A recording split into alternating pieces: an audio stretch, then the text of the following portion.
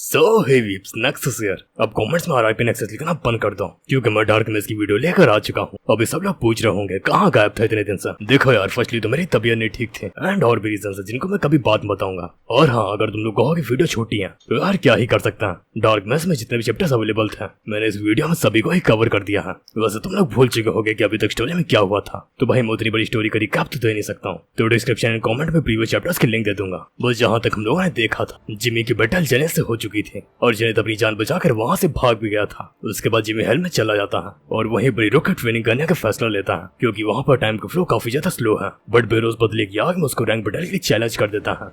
सो episode शुरू होता है जिमी एंड बेरोज के शोडाउन से, जहाँ पर डीमन किंग की चुटकी बजाते ही बहुत सारी ऑडियंस आ जाती है, जिसको देखकर जिमी हैरान हो जाता है। बेरोज कहता है डीमन रन में रैंक की बैटल बहुत ही ज्यादा फेमस है और अगर नोबस को मजा नहीं आया तो वो गुस्से में तुम्हारा कचुम्बड़ बना देंगे।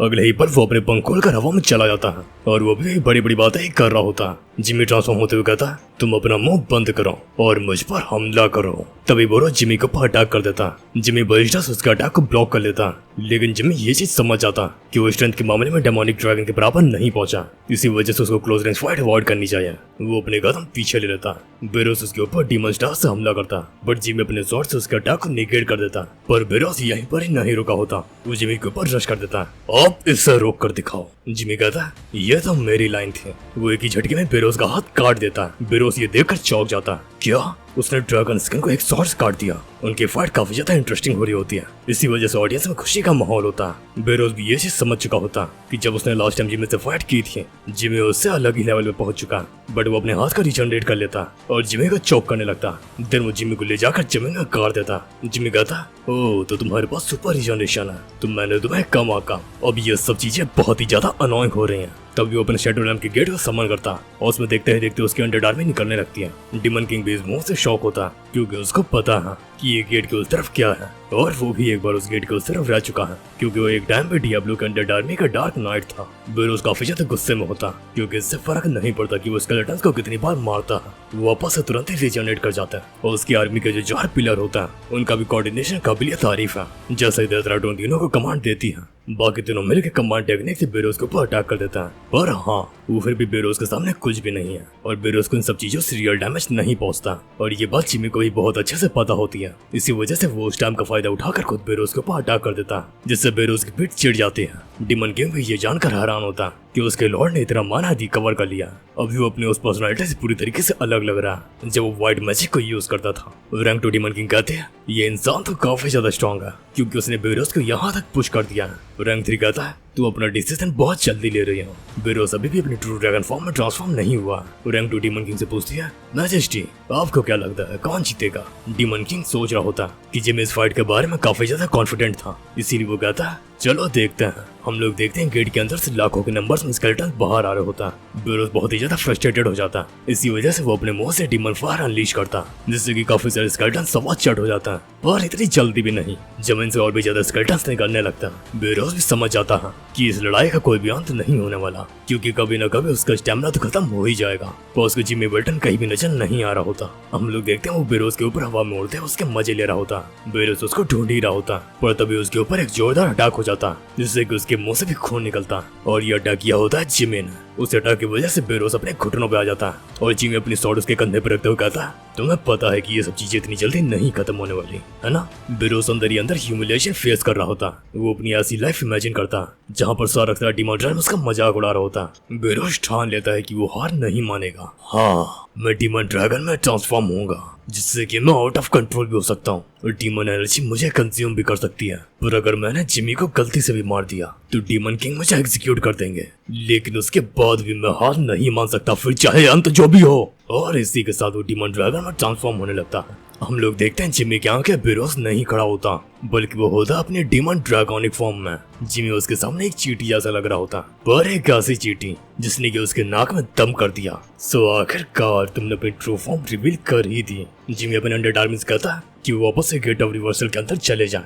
अब इसके आगे वो खुद हैंडल करेगा। तो और जैसे ही जिमी कमांड करता है, पलक झपकते हैं उसकी पूरी अंडर आर्मी वहां से गायब हो जाती है। तभी जिमी कहता है ब्लैक अगर तुम मुझे सुन सकते हो तो जागो। हम लोग देखते हैं वॉइड के अंदर ब्लैक को जो कि अपनी आंखें खोलता है और तभी जिमी अपनी डिवाइन फॉर्म में चला जाता है। वो कहता है तो चलो इन सब चीजों को एक ही हमले से खत्म करते हैं। होली लाइट। बेरोज अपने ग्लॉस से जिमी के ऊपर अटैक कर देता है। जिमी उसको डॉज कर लेता है, बट बेरोज अपने मुंह से डेमोनिक फायर उगलता है, लेकिन जिमी टेलीपोर्ट होकर उसके बिल्कुल ही पास आ जाता है। जिमी उसको देखकर समझ चुका होता है कि बेरोज जैसे डिमोनिक ड्रैगनिक फॉर्म में गया है वैसे उसने अपना सेंस खो दिया है और अब नॉर्मल अटैक उसकी स्किन तक को पियर्स नहीं कर सकता। तभी वो ड्रैगन के ऊपर जाता है, वेल्टन स्टाइल की सीक्रेट टेक्निक यूज करता है, पर ऐसा ही नहीं, वो उसको यूज करता है अपने खूब सारे क्लोन्स बनाकर। और जैसे कि वो अपने डिवाइन फॉर्म का यूज कर रहा था, उसका जितना भी डार्क ऑरा होता है वो सारा डिवाइन ऑरा से कवर हो जाता है। बेरोज के ऊपर चारों तरफ से डिवाइन पावर के स्लैशेस बढ़ रहा होता है। बेरोज अपने मुंह से माउथ बीम फायर करता है, पर वो जिमी के डिवाइन स्लैशेस को रोकने के लिए काफी नहीं थी। वो बेरोज का अटैक को चीरते हुए उसके कनेक्ट हो जाता है। सारे डेमन्स हैरान होता है, आखिरकार वो लाइट क्या थी। कोई भी स्मोक को चलते ही नहीं देख पा रहा होता कि अरेना में क्या हुआ है। सारे डेमन यही सोच रहे होते हैं कि बेरोज जीत चुका है, लेकिन जैसे ही धुआं हटता है हम लोग देखते हैं जिमी को, जो कि बेरोज के सामने सही सलामत खड़ा होता है और उसका अटैक से बेरोज के सींग कट चुकी होती है। जिमी कहता है, ओह तो धुआं छट गया, पर कोई ना, ये फिर भी अच्छी फाइट थी, तुम भी एग्री करते हो है ना। और तभी बेरोज जमीन में गिरता है थम। सब इस चीज को देखकर हैरान हो जाता है। ट्रिका कहता है, तो विनर है जिमी वेल्टन। थोड़ा टाइम बीत जाता है, जिमी अपनी पावर को रिकवर कर रहा होता है और वो यही सोच रहा होता है कि ये फाइट इतनी भी आसान नहीं थी। उसकी एक मसल में दर्द हो रहा है। तभी कोई गेट खटखटाता है। जिमी अंदर आने को कहता है और ये होता है ट्रिका। ट्रिका उसके हाल चाल पूछता है। जिमी बताता है कि वो ठीक है, बस बेरोज का क्या होगा। ट्रिका कहता है, मैंने अभी तक ये चीज डिसाइड नहीं किया क्योंकि उसके ऐसी स्ट्रॉन्ग पावर अचानक से डिसअपीयर नहीं हो सकती, लेकिन टीम रन में कुछ लॉज हैं जिसकी वजह से रैंक मैच हारने के बाद वो एक आम सिटीजन बन गया है। जिमी कहता है, अगर कुछ भी डिसाइड नहीं हुआ तो क्यों ना तुम मुझे डिसाइड करने दो। अच्छा ये बताओ ये कैसा रहेगा, मैं उसके साथ एक डील करूं जिसके बदले मैं उसको उसकी रैंक वापस कर दूंगा, क्योंकि वैसे मैं यहाँ पर 4 साल ही रुकने वाला हूँ तो मुझे किसी भी रैंक की जरूरत नहीं है। ट्रिका पूछता है, कैसी डील। जिमी कहता है, जैसे कि मैं उसको बॉक्सिंग बैग बना सकता हूँ। ट्रिका कहता है, अगर आप यही चाहते हैं तो मैं यही करूंगा। अभी आप काफी ज्यादा थक चुके होंगे, इसी वजह से आपको रेस्ट करना चाहिए। और ब्लैक फोर्ट के अंदर रेस्ट कर रहा होता है। जिमी सो ही रहा होता है। तभी वहाँ पर रैंक 3 डीमन आ जाता है और जिमी को घूरते हुए सोचने लगता है कि अब भाग्य का पहिया घूमना शुरू हो गया। तभी सीन शिफ्ट होता है बेरोज का रूम में, जहाँ पर वो सिर पर हाथ रखकर फुट कर रो रहा होता है। वो जिमी से हारने के बाद बहुत ही ज्यादा शॉक में होता है, क्योंकि अब तो उसके पास उसकी रैंक है नहीं, तो अब उसके साथ होगा क्या। तभी वहाँ पर हाइमेरा आता है। ओह तो हमारा फॉर्मर यहाँ पर फुट कर रो क्यों रहा है। बेरोज उसको उसके नाम से बुलाता है, जिसकी वजह से हाइमेरा चिढ़ जाता है और अपने पास से चाबुक निकाल कर उसके ऊपर बरसाने लगता है। तुम नीच डीमन, अब तुम्हारे पास कोई भी रैंक नहीं है तो तुम मुझे नाम से कैसे बुला सकते हो। बेरोज उसके चाबुक को पकड़ लेता है। मैं तुम्हारे चिथड़े कर दूंगा। हाइमेरा कहता है, अगर डीमन रेल्म के लॉस को देखा जाए तो उनके हिसाब से तुम मुझे छू तक नहीं सकते, लेकिन हाँ तुम्हें एक इंसान के सामने घुटने टेकते हुए देखने में मुझे बहुत मजा आई। बेरोज उससे पूछता है कि आखिर उसने ये क्यों किया। हाइमेरा कहता है, तुम मुझसे ऐसा पूछ रहे हो जैसे तुम्हें कुछ पता ही ना हो। फॉर्मर रैंक 61 मार्ली वन जिसको तुमने मारा था वो मेरी लवर थी। क्या तो तुम ये सब फालतू के बदले के लिए कर रहे हो। हाइमेरा कहता है, क्या फालतू, मुझे तुमसे यही उम्मीद थी। तुम्हारे अंदर सिर्फ नफरत भरी है। अब मैं तुझे मानना तब तक बंद नहीं करूंगा जब तक तुम मेरे आगे घुटने टेक के भीख नहीं मांगते।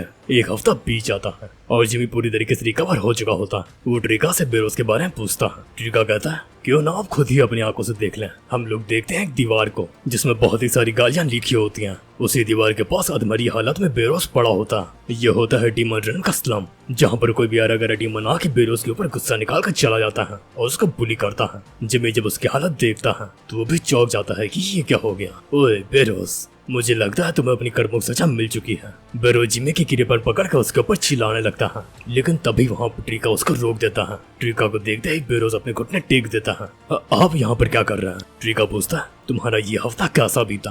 बेरोज कहता है, नर्क से भी बदतर, मुझे माफ कर दीजिए, मैं गलत था, बस मुझे एक और मौका दे दीजिए। ट्रिका कहता है, अब मेरे हाथों में कुछ भी नहीं है, लेकिन हाँ जिमी वेल्टन तुम्हें एक और चांस देना चाहता है और अगर तुम्हें वो मौका चाहिए तो उससे अच्छे से बात करो। जिमी भी उसके पास आ जाता है एंड कहता है, लेकिन हाँ मैं उससे पहले तुम्हारी थोड़ी खातिरदारी करना चाहता हूँ। और काफी देर तक खातिरदारी करने के बाद जिमी अपनी बात को रखता है कि वो उसके साथ में कॉन्ट्रैक्ट करना चाहता है। बेरोज कहता है, कॉन्ट्रैक्ट, ये तुम्हारी एक और चाल है ना। जिमी उसको धमकी देता है कि वो अच्छा से बात करे। बेरोज उससे माफी मांगता है। जिमी बताता है कॉन्ट्रैक्ट बहुत ही ज्यादा सिंपल है कि वो जब तक डीमन रन में रहेगा बेरोज जिमी को असिस्ट करे और उसके बदले में मैं तुम्हारी रैंक रिस्टोर कर दूंगा। क्या हाँ, पर तुम्हें मेरे साथ इंटरनल लॉयल्टी की कसम खानी होगी। बेरोज के मन में कई सारे सवाल उमड़ रहा होता है कि जब जिमी धरती में वापस चला जाएगा तो क्या कॉन्ट्रैक्ट तब भी रहेगा? क्या वो एक ह्यूमन के साथ हमेशा के लिए बंधा रहेगा? जिमी कहता है अगर तुम्हें ये पसंद नहीं आया तो इसके बारे में भूल जाओ। बेरोज कहता है नहीं नहीं नहीं, ऐसी बात नहीं है,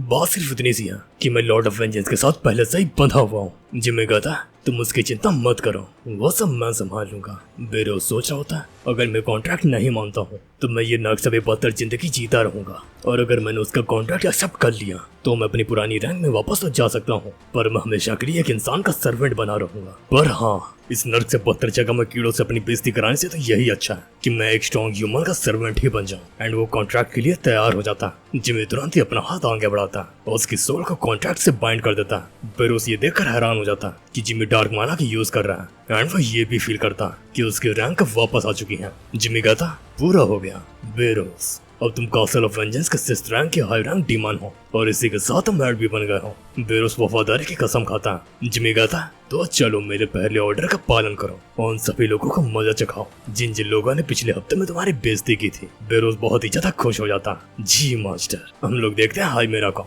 जो कि अपनी लवर की फोटो के सामने खड़ा होता है और फुट का रो रहा होता है। आखिरकार मैंने अपने हाथों से तुम्हारा बदला ले ही लिया।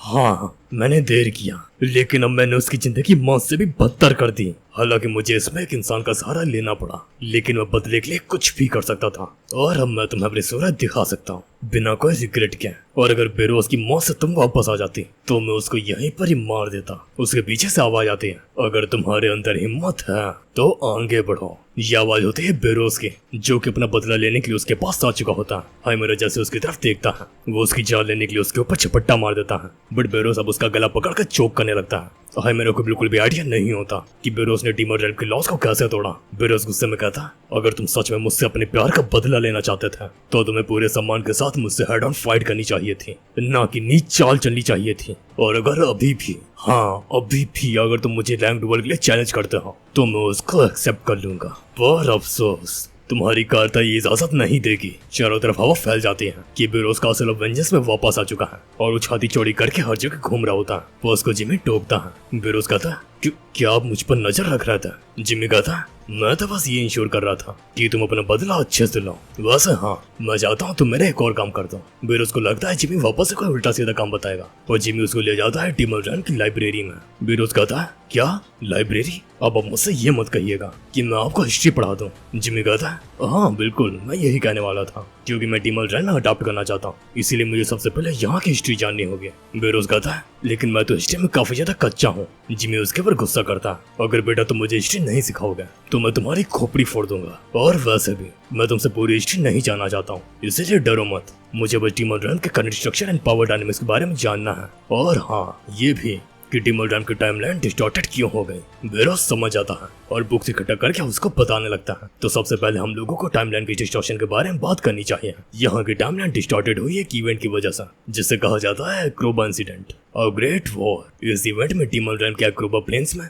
एक मैसिव डायमेंशनल स्टोन आकर टकराया और उसी डायमेंशनल स्टोन को हासिल करने के लिए डीमन किंग्स के बीच में एक ग्रेट वॉर छिड़ गई, लेकिन उसका कुछ भी फायदा नहीं हुआ क्योंकि किसी को भी डायमेंशनल स्टोन नहीं मिला। एक दिन अचानक से डायमेंशनल स्टोन जमीन में धंस गया और डीमन रेल्म के कोर के साथ फ्यूज्ड हो गया। जिमी ये बात सुनकर चौंक जाता। बेरोज कंटिन्यू करते हुए कहता इसी इवेंट के बाद में डीमन रेल्म की टाइमलाइन की मूवमेंट चेंज हो गई। सबसे पहले इस फिनोमिनन के ऊपर नजर पड़ी मल्टी डायमेंशनल इन्वेस्टिगेटर्स की। सबसे पहले तो डिफरेंस बहुत ही ज्यादा कम था, सिर्फ कुछ ही सेकंड्स का, पर जैसे जैसे समय बीतता गया ये डिफरेंस का गैप भी बहुत ही ज्यादा बढ़ता गया। और जब ये सब चीजें होने लगी तो इसका सॉल्यूशन निकालने के लिए 5 ग्रेट किंग्स इकट्ठा हुआ। हालांकि उन लोगों ने काफी टाइम तक बहुत ही ज्यादा मेहनत की, लेकिन उसके बाद भी वो लोग टाइमलाइन को रिस्टोर करने का रास्ता नहीं ढूंढ पाए। और हाँ, ये 5 किंग्स कोई ऐसे वैसे डीमन नहीं थे, इनकी पावर 12 गॉड्स की भी बराबरी की थी। पर फिर भी अंत में 5 ग्रेट डीमन किंग्स भी हार मान गए और हाथ में हाथ रखकर बैठ गए, और तब से ही टाइमलाइन लगातार ही एक्सटेंड हो रही है। और हाँ, मैंने ये भी सुना है ये टाइमलाइन में एक्सेलरेशन हो रहा है कुछ अनोमलीज की वजह से। जिमी पूछता है कैसी अनोमलीज? बेरोज कहता है मुझे अच्छे से नहीं पता, बट हाँ लास्ट एनोमली रिसेंटली हुई थी। जिमी पूछता है अच्छा वैसे वो ह्यूमन वर्ल्ड के टाइम के हिसाब से कब हुई थी? बेरोज कहता ये जानने के लिए तो हम लोगों को इन्वेस्टिगेटर से बात करनी पड़ेगी, लेकिन एक बात तो पक्की है कि ये टाइमलाइन लगातार स्ट्रेच होती रहेगी, एटलीस्ट तब तक तो जब तक कोई ऐसे बीइंग का जन्म नहीं हो जाता जो कि इतना पावरफुल हो कि वो डायमेंशन के कोर के साथ इंटरफेयर कर पाए। जिमी उससे इन्वेस्टिगेटर से मिलने की बात करता है। थोड़ा टाइम में हम लोग देखते हैं वो वहाँ पर पहुंच जाता है। इन्वेस्टर बेरोज से पूछता है कि वो यहाँ पर क्या कर रहा है। बेरोज कहता है कि कोई उससे मिलना चाहता है। जिमी अपना इंट्रोडक्शन देता है, लेकिन इन्वेस्टिगेटर उसको देखकर चौंक जाता है कि आखिर ह्यूमन यहाँ पर क्या कर रहा है। बेरोज उसे कहता है कि ये मैजेस्टी के काफी ज्यादा खास है, इसीलिए वो उनको थोड़ी रिस्पेक्ट दिखा। इन्वेस्टिगेटर ये जानकर हैरान हो जाता है कि एक ह्यूमन मैजेस्टी कितने खास कैसे हो सकता है। वो उससे माफी मांगता है और उसके यहाँ पे आने का कारण पूछता है। जिमी कहता मैं तुमसे कुछ जानना चाहता हूँ, एक्रोबा इंसिडेंट ह्यूमन वर्ल्ड के टाइम के हिसाब से कब हुआ था। इन्वेस्टिगेटर बहुत ज्यादा कंफ्यूज होता है क्योंकि ये डीमन रन का एक मेजर इवेंट है और आखिर इसमें एक ह्यूमन इतना इंटरेस्ट क्यों दिखा रहा है। वो थोड़ा सोचता और फिर जिमी को बताता कि ये इवेंट ह्यूमन वर्ल्ड के टाइम के हिसाब से करीब आज से 15 ईयर्स एंड 84 डेज पहले हुआ था। जिमी जैसे ये टाइम सुनता है उसका तोते उड़ जाता है और रीजन जान के तो तुम लोगों को भी तोते कबूतर बाज सब कुछ उड़ जाएगा, क्योंकि इन्वेस्टिगेटर ने जो डेट बताई थी वो दिन था जिमी वेल्टन के जन्म का दिन। मतलब डीमन रन में जो डायमेंशन और टाइम में ड्रिफ्ट है वो उसी की वजह से हो रहा है। जिमी को ये चीज अंदर तक हिला देते हैं। इन्वेस्टिगेटर पूछता है कि उसने ये सब चीजें क्यों पूछी, पर जिमी कहता पहले मुझे तुमसे एक और बात जाननी है। बेरोज ने मुझे अनोमली के बारे में बताया था, तो मुझे बताओ अब तक कितनी अनोमलीज हो चुकी हैं और कब कब, वो भी ह्यूमन टाइम के हिसाब से। इन्वेस्टिगेटर बताता कि करीब आज से 5 साल पहले और 2 महीने पहले। जिमी सोचता कि आज से 5 साल पहले क्या हुआ था। तो आज से 5 साल पहले ब्लैक ने डार्क माइनर को ऑब्जर्व करके जिमी को न्यू डिवाइन पावर दी थी और जिमी ने अपनी लिमिट ब्रेक की थी। और आज से 2 महीने पहले उस टाइम में जिमी अपनी ट्रेनिंग से वापस आया था रैंक 9 का आर्कमिस बन के। जिमी सब कुछ फिगर आउट कर ही रहा होता, लेकिन तभी वो बंदा उसका टोक देता। उसे लगता है कि जिमी इन सब चीजों के पीछे राज जान गया है, पर जिमी उसको मना करता।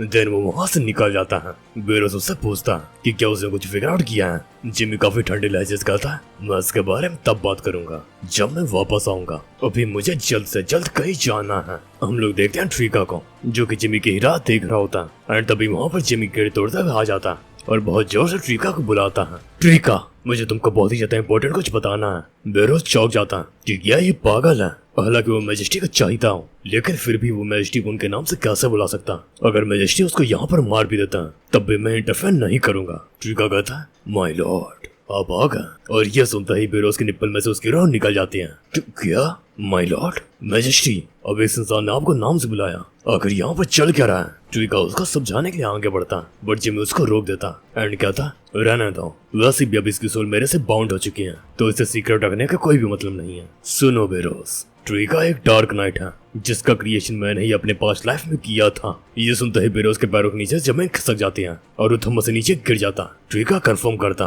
कि जिमी ने उसको जो कुछ बताया है वो सब सच है। जिमी कहता मेरे पास तुम्हें सब कुछ बताने का टाइम नहीं है, इसी वजह से मैं तुम्हें अपनी मेमोरीज फोर्स कर दूंगा, लेकिन मैं जिस चीज के बारे में बात करने वाला हूँ वो इन सभी चीजों से ज्यादा इंपॉर्टेंट है। और वो उन दोनों को सारी बातें एक्सप्लेन करता। ट्रिका कहता तो आपके कहने का मतलब ये है कि आपकी वजह से डीमन रन में टाइम ड्रिफ्ट बनी और आप लगातार उसको इफेक्ट करते आ रहे हैं। जिमी कहता देखो मैं श्योर नहीं हूँ, पर हाँ मेरा शक बहुत ही ज्यादा गहरा है, क्योंकि एक्रोबा इंसिडेंट तब हुआ जब मेरा जन्म हुआ और जब भी मैंने अपनी नई पावर अवेकन की डीमन रन का टाइम एक्सेलरेट हुआ। आज से 5 साल पहले जब मेरी फर्स्ट अवेकनिंग हुई थी जो कि होली लाइट थी। देखो तब ह्यूमन रन का फर्स्ट किंग मुझसे मिला था जो कि मैजिक रन में छुपा हुआ था एक ओमनिशिएंट क्राउन में, और उसने आज से हजारों सालों पहले डियाब्लो वॉलपेपर के एक फ्रैगमेंट से इमेंस पावर ऑब्टेन की, पर मैंने उसको हरा दिया, ब्लैक नोज फ्रैगमेंट का अब्सॉर्ब कर लिया और होली लाइट का क्रिएशन किया। और आज से 2 महीने पहले ब्लैक नींद से उठा और मुझे मेरी न्यू डिवाइन फॉर्म मिली। ट्रिका कहता लेकिन सभी चीजों के बाद भी ये चीज साबित नहीं होती है। बट तभी वहाँ पर कोई बिंग आ जाता एंड कहता ये सच है, ये होता है रैंक 3 डीमन केटोस जो कि जिमी के सोने के टाइम में उससे मिला था। केटोस कहता तुम्हारी वजह से डीमन रन की टाइम एक्सेस डिस्टॉर्टेड हुई। Diablo wallpaper the contractor of गाया। जिमी ये सुनकर हैरान हो जाता, तभी जेन शिफ्ट होता एंड हम लोगों को दिखाया जाता है great demon king of wrath Satan, 5 demon king में से एक। वो ड्रैकुला से पूछता क्या तुम लैंड ऑफ वेंचर्स हासिल कर पाए। वो घबराते हुए कहता नहीं मैं हार गया। सेटन गुस्से में आ जाता क्या हार गया, वेंजेंस पूरा 1 महीने के लिए वहाँ नहीं था, यहाँ क्या वो इस पूरे डायमेंशन में कहीं नहीं था। ड्रैकुला कहता पर वहाँ केटोस था जो कि डीमन किंग के लेवल पे आ चुका। रात को गुस्सा आ जाता और सिर्फ उसके प्रेशर से ही ड्रैकुला अपने घुटने टेक देता। उसको समझ में आ रहा होता कि ये 5 ग्रेट डीमन किंग्स बाकी डीमन किंग से अलग क्यों हैं। उसे इनकी पावर का अंदाजा था। इसी वजह से उसने रात के सामने अपने घुटने टेक दिए और वफादारी की कसम खाए। लेकिन अभी वो रात के किसी काम का नहीं है, तो उसकी जान खतरे में है। वो थोड़ा दिमाग लगाता है एंड कहता, लेकिन मेरे पास आपके लिए बहुत ही ज्यादा इंपॉर्टेंट न्यूज है। रात उसे पूछता है क्या। वो उसको बताता है कि वेंजेंस डीमन रन ने एक ह्यूमन को लाया है। ये सुनकर रात खुश हो जाता है। क्या, एक ह्यूमन? मुझे डिटेल में बताओ। वहीं दूसरी तरफ जिमी शॉक में होता है। क्या? तो तुम कह रहे हो कि मैं गाया का कॉन्ट्रैक्टर हूँ? गाया द गॉडेस ऑफ क्रिएशन। मैं जब गर्मोन में ओल्ड गॉड ऑसिरिस से मिला था तो उसने भी सिमिलर चीज कही थी। अच्छा, सब कुछ छोड़ो, मुझे सब कुछ जानना है। और सबसे पहले ये चीज कि तुम्हें कैसे पता कि मेरा नाम डियाब्लो है? केटोस कहता है, ये कोई भी एक्सप्लेनेशन के लिए सही टाइम नहीं है, क्योंकि द डीमन किंग ऑफ रात तुम्हारे पीछे पड़ गया। ट्रिगा कहता है, क्या रात यहाँ आ रहा है? केटोस कहता है, बिल्कुल सही वेंजेंस। ट्रिगा ये सुनकर हैरान हो जाता है कि केटोस उसका डायरेक्ट नाम ले रहा है एंड बेरोस को तो गुस्सा ही आ जाता है एंड वो केटोस के ऊपर हमला कर देता है। पर केटोस एक ही अटैक में उसको फेंक देता है। ट्रिगा कहता है, केटोस अब तुम अपनी सीमा लांग रहे हो, क्या तुम सच में पागल हो गए हो? केटोस कहता है, वेंजेंस तुम्हें यहाँ पर टाइम वेस्ट नहीं करना चाहिए, बल्कि उसके बजाय ग्रेट डार्कनेस को फेस करने की तैयारी करनी चाहिए। ट्रिगा कहता है, तुम यहाँ पर अचानक से आ गए और ये क्लेम करने लगे कि डीमन किंग ऑफ रात यहाँ पर हमला करने आ रहा है, बल्कि अभी तक तो ऐसा कुछ मैंने सेंस तक नहीं किया। केटोस कहता है, मेरे क्लोन ने ये चीज कंफर्म की है। क्या क्लोन? हाँ क्लोन, और जो तुम्हारे सामने खड़ा है ये भी मेरे क्लोन्स में से एक है। मैं डीमन रन में हर जगह एग्जिस्ट करता हूँ, तुम मुझे ओमनी प्रेजेंस कह सकते हो। ट्रिगा कहता है, तो अभी तक तुम अपनी ट्रू आइडेंटिटी छुपा रहा था? केटोस कहता है, बिल्कुल, और मैंने तुम्हारी रैंक्स इस वजह से ज्वाइन की ताकि मैं डियाब्लो वॉलपेयर के क्लोज आ सकूं। जिमी पूछता, आखिरकार तुम हो क्या? केटो जवाब देता, मैं एक इन्फॉर्मेशन एंटिटी हूँ जिसे की गाया ने बनाया था और मेरा काम है तुम्हें इस दुनिया की पास्ट हिस्ट्री से वाकिफ कराना। मुझे कहा जाता है आकाशिक। जिमी पूछता, वो सब तो ठीक है, लेकिन डीमन किंग ऑफ रात मेरे पीछे क्यों पड़ा है? आकाशिक जवाब देता, रात एक ऐसा बीइंग है जिसका मन कोई भी नहीं पढ़ सकता, इसीलिए उसके इंटेंशंस अनक्लियर हैं। ट्रिका वहां से सच्चाई का पता करके वॉर की प्रिपरेशन के लिए निकलने लगता है। बेरोज भी उसके साथ चला जाता है। जिमी आकाशिक से पूछता है, हाँ तुम्हें एक इन्फॉर्मेशन एंटिटी हो जिसकी गाया ने क्रिएट किया है। जो भी हो, हम लोग को भी जल्द से जल्द बैटलफील्ड की ओर बढ़ना चाहिए, लेकिन उससे पहले मैं एक चीज कंफर्म करना चाहता हूँ। उसके दिमाग में ओसिरिस की बातें चल रही होती हैं, जहाँ पर उसने कहा था कि उसका रिइंकार्नेशन कंप्लीट नहीं है। इसी वजह से वो आकाशिक से एक बहुत ही बड़ा सवाल पूछता है, क्या मैं फेक हूँ? सिंसिटिव होता है ट्रिका के ऊपर, जो कि रैंक 2 डीमन के पास पहुंच चुका होता है एंड वो कहता है, सारे लीजन कमांडर्स को सम्मन करो, द डीमन किंग ऑफ रात हमारे ऊपर हमला करने आ रहा है। वो पूछती है, पर वो हमारे पीछे क्यों पड़ गया? ट्रिका जवाब देता है कि उसे नहीं पता, क्योंकि वो ये चीज बाहर नहीं फैलाना चाहता कि रात जिमी के पीछे पड़ा है और ट्रिका किसी भी हालत में अपने मास्टर को प्रोटेक्ट करेगा। सीन वापस से जाता है जिमी के ऊपर, जहाँ पर वो आकाशिक से बहुत ही बड़ा सवाल पूछ चुका होता है कि वो रियल है कि फेक। आकाशिक कहता है, इसका जवाब इतना भी सीधा साधा नहीं है। जिमी गुस्से में कहता है, मैं तुमसे ये सब कुछ नहीं जानना चाहता, मुझे बस मेरे सवाल का जवाब दो। क्या मैं डियाब्लो वॉलपेयर का रियल इनकार्नेशन हूँ कि नहीं, और अगर नहीं हूँ तो मैं हूँ कौन? आकाशिक कहता है, मैं तुम्हें अभी सिर्फ एक ही चीज बोल सकता हूँ कि तुम डियाब्लो वॉलपेयर की जरूरत से पैदा हुए हो। जिमी कहता, तो क्या इसका मतलब कि मैं रियल नहीं हूँ? आकाशिक कहता, नहीं ऐसा भी नहीं कहा जा सकता, हालांकि तुम इनकम्प्लीट हो, लेकिन फिर भी तुम्हारे अंदर डियाब्लो वॉलपेयर की ज्यादातर मेमोरीज इम्प्लांटेड है और जो बाकी की लॉस्ट मेमोरीज हैं वो भी धीरे धीरे वापस आ रही हैं। डैम, यहाँ पे तो कहानी का रुख ही बदल गया, जिसे होकर सबके सब लोग डियाब्लो वॉलपेयर समझ रहा था वो एक्चुअली में सच में डियाब्लो वॉलपेयर है ही नहीं। डियाब्लो वॉलपेयर तो अभी भी वॉइड में कैद है और ये चीज जिमी भी एक्सेप्ट नहीं कर पा रहा होता। वो कहता है, तुम मुझे सांत्वना मत दो, मैं अंदर से खोखला महसूस कर रहा हूँ। हालांकि मैं डियाब्लो वॉलपेयर का रिइंकार्नेशन नहीं हूँ, लेकिन फिर भी मेरे गोल सेम है और हमेशा वही रहेंगे। इससे फर्क नहीं पड़ता कि मेरी मेमोरीज इम्प्लांटेड है, लेकिन मैं 12 गॉड्स का खात्मा करके ही रहूंगा। ये मेरी डिटर्मिनेशन है जो कि रियल है। आकाशिक कहता है, डियाब्लो सुनो। जिमी गुस्से में कहता है, मैं डियाब्लो वॉलपेयर नहीं हूँ, आज के बाद से मैं अपनी लाइफ जिमी वेल्टन के तरीके जीऊंगा। आकाशिक समझ जाता है और उसको जिमी वेल्टन नाम से बुलाता है। जिमी कहता है, जो भी हो, अभी हमें ट्रिका के हेल्प करने जाना चाहिए। आकाशिक उसके ऊपर अपनी स्टाफ तानते हुए कहता है, नहीं, वॉर को वेंजेंस के ऊपर छोड़ दो, अभी हम दोनों को कहीं और जाने की जरूरत है। और वो देखते ही देखते अपने साथ में जिमी को भी कहीं पर टेलीपोर्ट कर देता है और उनके सामने होता है डीमन रन का कोर। आकाशिक ये चीज कंफर्म करता है और ये भी बताता है कि इस कोर के बीच में शैडो वर्ल्ड का डायमेंशनल स्टोन का फ्रैगमेंट है। जिमी कहता है, क्या? पर ये डीमन रन में कैसे आया? आकाशिक कहता है, यही तो कॉन्ट्रैक्ट का फाउंडेशन है, क्योंकि ये जो पावर है ये प्राइमोर्डियल डार्कनेस से सबसे ज्यादा मिलती जुलती है और ट्रेस ऑफ कैजुअलिटी जो कि तुम्हारे एग्जिस्टेंस को हैंडल कर सकती है। जैसे जैसे वो अपनी बातें आगे बढ़ा रहा होता है वैसे वैसे डायमेंशनल स्टोन के अंदर से डार्कनेस निकल रही होती है। खोई हुई यादें, शौर्य, मौत की इच्छा और बदले का जुनून, contract, life span, time, movement, purpose, goal, hope, calculation, result, वो जब तक अपनी बात खत्म करता है जिमी के पीछे एक बहुत ही बड़ा डार्कनेस वर्ल्ड का पोर्टल खुल जाता है। जिमी कुछ भी समझ नहीं पा रहा होता कि यहाँ पर क्या चल रहा है। आकाशिक कहता है समय आ गया, तुम्हें जो जो चीजें जाननी है वो सभी चीजें तुम्हें वहाँ पर मिल जाएंगी, वो सभी चीजें जो कि तुमने खोई हैं। जिमी डार्कनेस में डूब जाता है और उसके सामने फ्लैशेस शो होते हैं। धीरे धीरे करके डीप डार्कनेस में जिमी जानी पहचानी चीजें देखता है। हम लोगों को दिखाया जाता है संसार के आराम से ह्यूमैनिटी का पास्ट, जहाँ पर एक गुफा में कुछ ह्यूमंस खड़े होते हैं और आपस में बात कर रहे होते हैं। बस हम ही लोग बचे हैं, हम ही आखिरी ह्यूमंस। क्या ये सब चीजें ऐसी खत्म हो जाएंगी? ये एक ऐसा एरा था जहाँ पर सारी ह्यूमंस के पास डिवाइन पावर्स थी और इन लोगों ने डियाब्लो वॉलपे के रेजिस्टेंस फोर्सेस में मिलकर गॉड्स के साथ बगावत की थी। तभी वहाँ पर जेनेट की एंट्री होती है। तुम चूहे यहाँ पर छुपे हो। वो दोनों जेनेट से कहता है आखिर तुमने हमें धोखा क्यों दिया? तुम्हें क्या लगा हम लोग इतनी आसानी से खत्म हो जाएंगे? जेनेट कहता है, जेनेट उनको बटा करते हुए कहता है तुम लोग सबसे ज्यादा पथेटिक हो, क्योंकि तुमने किया क्या? अपने लीडर को अकेला छोड़कर भाग गए और मैं आज अभी ह्यूमैनिटी की जड़ काट दूंगा और इसी के साथ सारी ह्यूमंस खत्म हो जाता है और एक न्यू वर्ल्ड शुरू होता है, और न्यू एरा जहाँ पर ह्यूमन से डिवाइन पावर छीन ली गई थी। लेकिन उसके बाद भी जब ह्यूमंस पावरफुल होने लगे तब गॉड्स ने वापस उनका साथ छोड़ दिया, उनको धोखा दे दिया और इस एरा में ह्यूमैनिटी से उनका लाइफ स्पैन छीन लिया गया और वापस से वर्ल्ड रीसेट हुआ।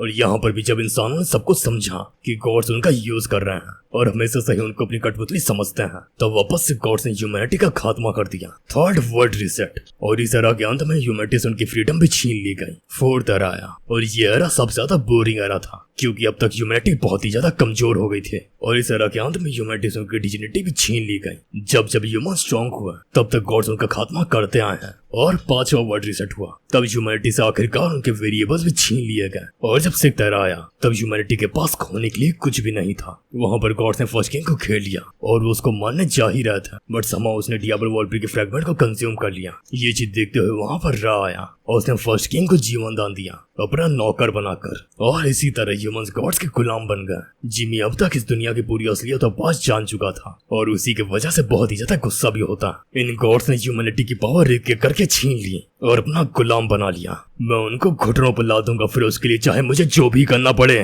तभी वहाँ पर गाया की एंट्री होती है जो कि कहती है, कॉन्ट्रैक्टर क्या तुम इस संसार का असलियत जान चुके हो? वो उसके सामने आ जाती है। जिमी भी उसको पहचान जाता है। गाया जिमी से पूछती है, क्या तुम कॉन्ट्रैक्ट को फुलफिल करोगे? और तभी जिमी को कॉन्ट्रैक्ट के बारे में याद आता है जहाँ पर डियाब्लो वॉलपे ने गाया के साथ में एक कॉन्ट्रैक्ट साइन किया था, जिसके चलते डियाब्लो वॉलपे ने अपनी आधी सोल अपनी बॉडी से अलग कर दी और फिर डियाब्लो वॉलपे की विलन गाया से जन्म हुआ जिमी विल्टन का। हालांकि वो डियाब्लो वॉलपे का कंप्लीट इनकार्नेशन नहीं है, लेकिन ह्यूमैनिटी की आखिरी उम्मीद वो ही है और वो अभी भी डियाब्लो वॉलपे के विल को प्रारब्ध तक पहुंचाएगा। वो गाया से कहता है, हाँ मैं करूंगा, मैं तुम्हारे डिसेंडेंट को फ्री करूंगा। गाया कहती है, ये बस आखिरी मौका है और अगर इस बार हम फेल हो गए तो हमारे पास कोई भी चारा नहीं बचेगा। जिमी कहता है, मुझे फर्क नहीं पड़ता, इस बार मैं 12 गॉड्स का खात्मा कर दूंगा। गाया कहती है, फिर ठीक है, इंसानियत की आखिरी उम्मीद, समय अब आ गया है। अब तुम्हारा एक और रिबॉर्न होता है एक फ्लॉलेस बीइंग के रूप में और उसके अंदर डियाब्लो वॉलपे की बाकी की सोल भी आ जाती है और हम लोग देखते हैं जिमी विल्टन की अपीयरेंस पूरी तरीके से चेंज हो चुकी होती है और उसे देखकर लग रहा होता है कि वो 12 गॉड्स का खात्मा करने के लिए पूरी तरह से तैयार है। एंड इसी के साथ सीजन 3 का भी एंड होता है। हाँ, डार्क मेस के अब तक के सारे चैप्टर्स खत्म हो गए और क्रिएटर ने कुछ दिन का ब्रेक लिया है। जैसे ही 4th सीजन आ जाएगा मैं उस पर वीडियो बना दूंगा, बट अब वो क्रिएटर के ऊपर है कि वो 4th सीजन कब रिलीज करेगा। पर तुम लोग चिंता मत करना, मैं तब तक लेकिन नई सीरीज लेकर आऊंगा और उम्मीद है वो भी तुम्हें पसंद आएगी। चलो आज के लिए इतना है, मिलते हैं नेक्स्ट वीडियो में। You are watching anime Nexus, signing out.